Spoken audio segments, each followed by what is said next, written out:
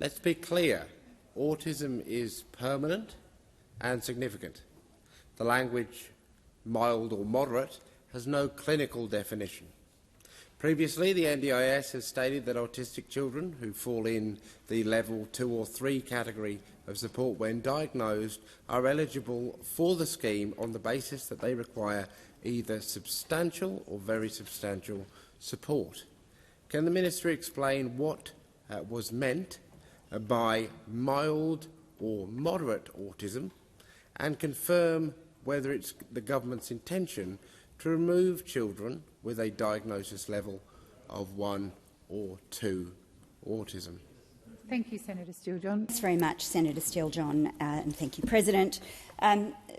Senator Steele-John, I know that you know this, but there are 5.5 million Australians are in that order with disability, and our government's intention is to ensure that all people with disability are supported to live their best lives and to meet their goals.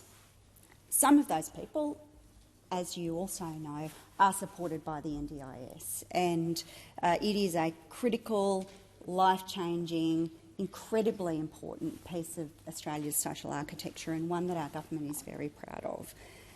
Many senators will have heard Minister Butler's speech and his remarks over the last week, where he talked about our determination to ensure that the NDIS is here for the long term, to play the role that it is intended to play in supporting people with significant and permanent disability to meet their objectives. What he also said was that we need to make sure that it is not the only source of support for people with disability. And senators will know that we have been working for some years now with stakeholders, with states and territories, to answer the question that was put to us by the review undertaken by Bruce Bonahady and Lisa Paul. What should we do about the absence of supports in the broader community for people with disability who may not be appropriate candidates or suitable candidates for entry into the NDIS?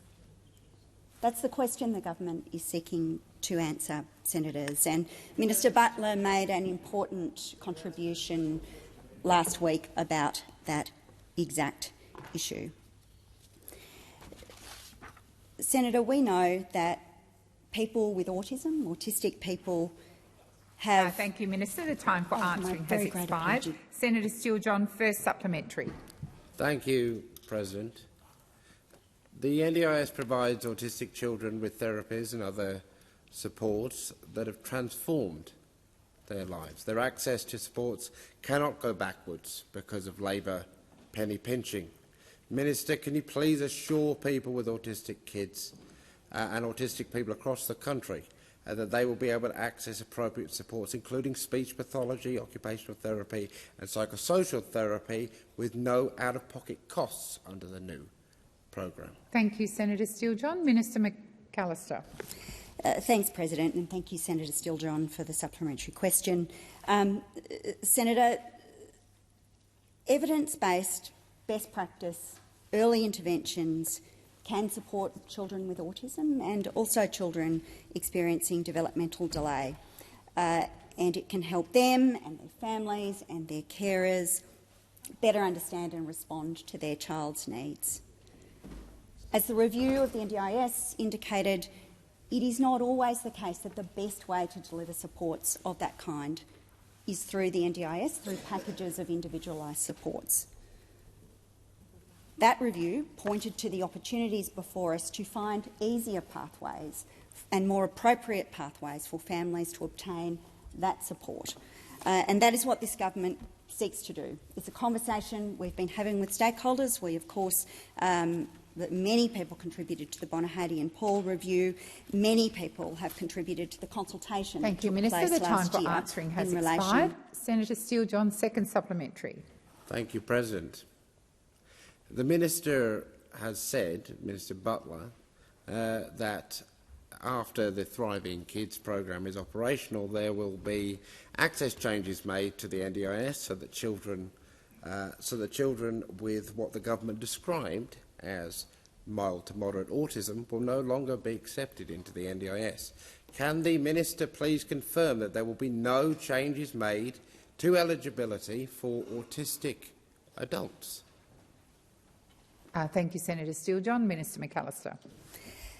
Thanks very much, President. And Senator Steele-John, can I apologise for running out of time on each of your previous questions? I have sought to address comprehensively, but I've realised on each occasion I should have watched the clock more closely. Minister Butler's speech.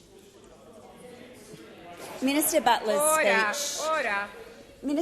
speech last week laid out our priorities, and they're the same priorities that we have agreed with states and territories some time ago. That we do seek to establish a system of foundational supports outside of the NDIS, and the place we seek to start is looking for opportunities to work with children and young people. That is the work that we have set about doing. It's the work we've been seeking to progress with states and territories, and that remains our priority. Minister Butler has also indicated that at some point there will need to be a further wave of reform, and we would work closely with the disability community on any such reforms. Authorised by J. Steele-John, Australian Greens, Canberra.